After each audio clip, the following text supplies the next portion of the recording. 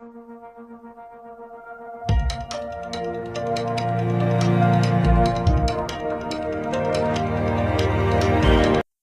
Everyone, welcome to the learning loop online education platform.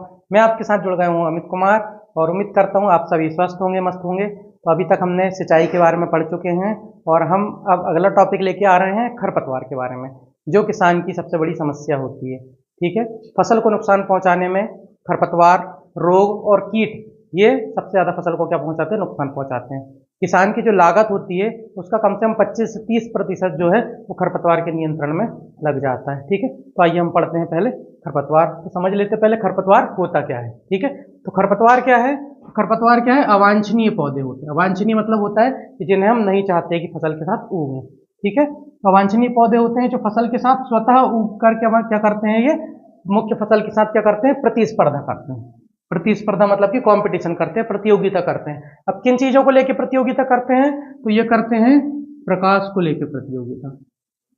ठीक है, प्रकाश को लेकर करते हैं प्रतियोगिता, स्थान को लेकर प्रतियोगिता करते हैं। ठीक है, और पोषक तत्वों को लेकर प्रतियोगिता करते हैं, पोषक तत्वों को लेकर प्रतियोगिता करते हैं, और पानी को लेकर, इन चीजों को लेकर क्या करते हैं, ये प्रतिस्पर्धा करते हैं हम फसल के साथ। ठीक है, तो क्या होता है, और जो ये क्या है, मानव के लिए क्या है, आर्थिक नुकसान पहुंचाते हैं मानव को, है ना। कैसे आर्थिक नुकसान पहुंचाते हैं? क्योंकि लागत बढ़ जाती है किसान की। ठीक है, तो ये क्या होते हैं, खरपतवार होते हैं। चलो अब समझ लेते हैं खरपतवार के प्रकार क्या क्या होते हैं। ठीक है, तो खरपतवार के 3 प्रकार के होते हैं खरपतवार। एक होता है मोनोकोट, जिनकी सकरी पत्ती होती है। दूसरा होता है डाइकोट, जिनकी चौड़ी पत्ती होती है। और एक कहलाता है सेजस। ठीक है ना। तो सबसे पहले समझ लेते हैं मोनोकोट क्या होते हैं। ठीक है, मोनोकोट खरपतवार होते हैं जिनकी इन खरपतवारों की जो पत्तियां होती हैं वो कैसी होती हैं, सकरी होती हैं। ठीक है, तो इसलिए इनको क्या बोलते हैं अपन, एक बीज पत्ते बोलते हैं। क्या बोलते हैं, एक बीज पत्ते, क्योंकि इनके बीज जो है वो 2 भागों में नहीं बंटते हैं। ठीक है ना। अगला क्या है, देखिए, इनकी पत्ती जो रहती है सकरी होती है। सकरी पत्ती कैसी होती है, जैसे आपने दूब घास देखे होंगे, इनकी पत्ती कैसी होती है, सकरी पत्ती होती है। ठीक है, इनकी पत्तियों पर क्या होती है, समांतर क्या होती है, सिराएं होती हैं इस तरीके की। ठीक है, समांतर सिराएं पाई जाती हैं। ठीक है, इनके तने जो होते हैं, तनों में शाखाएं नहीं होती हैं, शाखा रहित होते हैं इनके तने। इन खरपतवारों के तने जो होते हैं शाखा रहित होते हैं। ठीक है, और इनके फूल जो होते हैं ये अस्पष्ट होते हैं, मतलब कि इनके फूल जो रहते हैं उनको अपन देख नहीं सकते, मतलब दिखते नहीं है, आसानी से नहीं दिखाई देते, इसलिए क्या होते हैं, फूल अस्पष्ट होते हैं।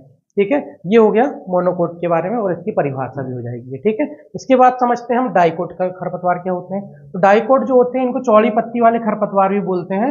ये इनको क्या बोलते हैं, 2 बीज पत्ते होते हैं इनके। ठीक है ना। इनके जो बीज होते हैं ये 2 भागों में क्या हो जाते हैं, विभाजित हो जाते हैं। इनके कोटिलेडन जो होते हैं 2 निकलते हैं जर्मिनेशन के साथ में। ठीक है, इसलिए इनको क्या बोलते हैं, 2 बीज पत्ते बोलते हैं। इनकी पत्ती जो होती है ये कैसी होती है, तो चौड़ी पत्ती होती है।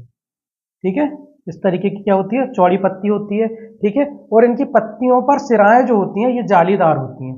इनमें जालीदार क्या होती हैं, सिराएं होती हैं। ठीक है, और इनके तने जो होते हैं इनमें शाखाएं बहुत ज्यादा आती हैं, इसलिए क्या होते हैं, तने शाखा युक्त तने पाए जाते हैं इनके।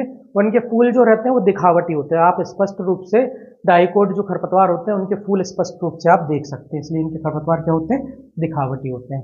ठीक है, तीसरा पढ़ रहे हैं हम सेजस। सेजस क्या होते हैं, तो इनके जो तना होता है ये त्रिकोणा होता है, त्रिकोणा तना होता है। और ये बिल्कुल हुबहू दिखते कैसे हैं, मोनोकोट खरपतवार के जैसे ही दिखते हैं। ठीक है, मतलब घास की तरह ही ये दिखाई देते हैं। ठीक, पत्तियां जो होती हैं ये तीनों दिशाओं में क्या है, फैली होती हैं इस तरीके से। ठीक है, पत्तियां जो रहती हैं ये तीनों दिशाओं में फैली होती हैं।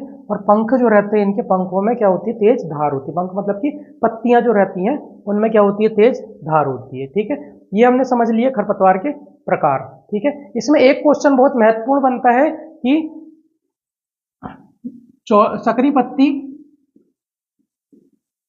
और चौड़ी पत्ती में अंतर, ये बनता है। तो आप ये दोनों लिख के आ सकते हैं। ठीक है ना। सकरी पत्ती वाले खरपतवार में अंतर और चौड़ी पत्ती वाले खरपतवार में अंतर, ये आपको ज्यादातर बोर्ड परीक्षा में 5 नंबर में पूछा गया क्वेश्चन है। ठीक है, इसके अलावा इसमें कुछ ऑब्जेक्टिव क्वेश्चन भी बनते हैं, जैसे कि आपसे पूछा जाएगा कि पत्तियों पर समांतर सिराएं किसमें पाई जाती हैं, तो क्या आएगा आंसर इसका, सकरी पत्ती वाले या फिर मोनोकोट में आती हैं। ठीक है, इसके बाद पूछा जाएगा आपसे कि चौड़ी पत्ती वाले खरपतवार कौन कौन से होते हैं, तो इनमें ज्यादातर आते हैं क्या, बथुआ, आपने सुने होंगे बथुआ, है ना। बथुआ को खाया भी जाता है, बथुआ की भाजी को, ठीक है। बथुआ आता है, ठीक है ना। इसके बाद सकरी पत्ती वाले खरपतवार में जैसे दूब घास हो गई, ठीक है, दूब घास आता है, मोथा आता है, ठीक है। इसमें एक तो चौलाई और आता है, ठीक है, चौलाई आता है, ठीक है। ये उनके उदाहरण होते हैं, ठीक है।